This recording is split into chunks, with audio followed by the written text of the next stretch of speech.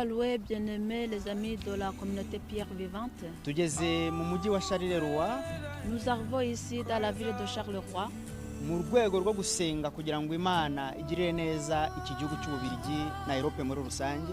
dans le cadre de prière pour que Dieu fasse du bien ce pays de la Belgique et l'Europe en général. Turi gusaba Imana ngo igirire ubuntu ifungura amaso Ababiligi bamenye Yesu. Nous sommes en train de demander à Dieu vraiment de faire la grâce, de faire connaître les Belges pour qu'ils sachent Jésus-Christ.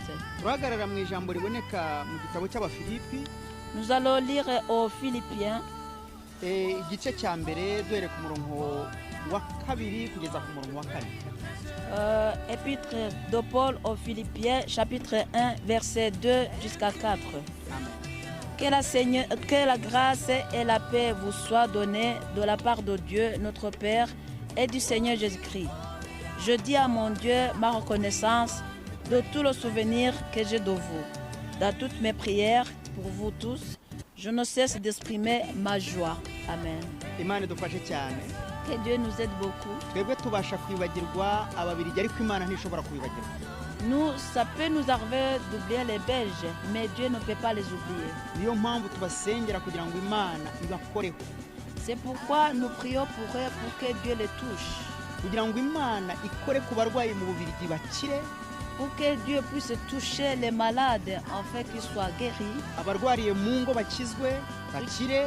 Ceux qui sont malades à la maison qu'ils soient guéris. Mu buryo bw'umwuka no mu buryo bw'umubiri. D'une façon spirituelle et physique. Turimo turasengera n'indwara irimo izamuka hano mu bajene. On est en train aussi de prier pour la maladie qui est en train d'élargir dans les jeunes. Et sida. C'est le sida. Kugira ngo Imana igire ikintu ikoze ku bajene. Pour que Dieu puisse faire quelque chose pour les jeunes. N'abakuze kandi natwe igira ikikora kuri twebwe. Et même pour les adultes en tant que nous qui puissent vraiment faire quelque chose. Kugira ngo conscience zacu zibashe gukoreshwa iby'umumaro mwiza. Pour que nos consciences puissent être utilisées pour les choses utiles. Reka dusenge. Nous allons prier. Nyagasani Imana yacu. Seigneur notre Dieu. Twongeye gusengera Ububiligi. Nous prions pour la Belgique encore. Tugeze muri uyu mujyi wa Charleroi. Nous sommes arrivés ici dans la ville de Charleroi. Turahasabiye umugisha kugira ngo babohoke.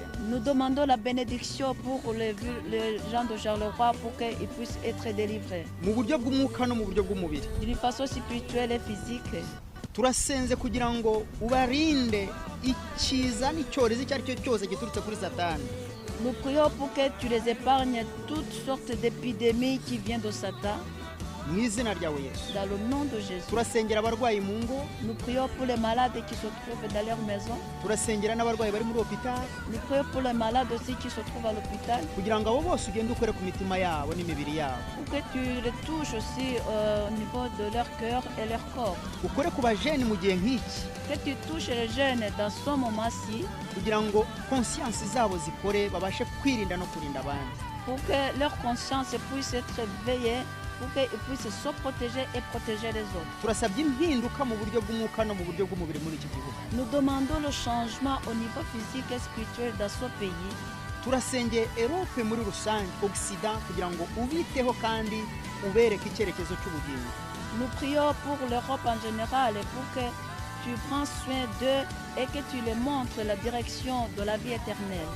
Ndizera ndashidikanya ko urabakunda, urabazi.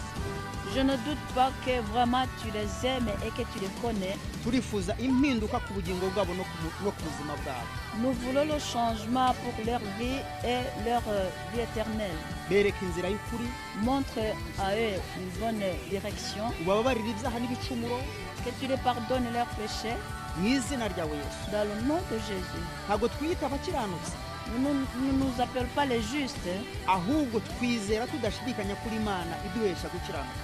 Mais nous avons la foi que tu es Dieu qui nous donne d'être justes. Niyo mpamvu tugusabye twizeye. C'est pourquoi nous te le demandons avec la foi, uduhe imbaraga mu buryo bw'umwuka no mu buryo bw'umubiri, que tu nous donnes la force de la façon spirituelle et physique, uturinde ibibi n'ibisa nabyo, que tu nous épargnes les mauvaises choses et ce qui ressemble à ces mauvaises choses, tubashe no kubirinda n'abandi mu izina ryawe Yesu. et que nous puissions les protéger, les épargner aussi aux autres au nom de Jésus. Dukandagiye muri uyu mujyi, Nous mettons nos pieds dans cette ville. turasenze ngo uhazenguruka gutesha imbaraga z'umwuka wera. Nous te demandons que tu contrôles tout et que tu les entoures la force du Saint-Esprit. Ukondorora iki gihugu mu buryo bw'umwuka, Que tu contrôles ce pays d'une façon spirituelle. mu izina ryawe Yesu. Dans le nom de Jésus. Amen. Amen.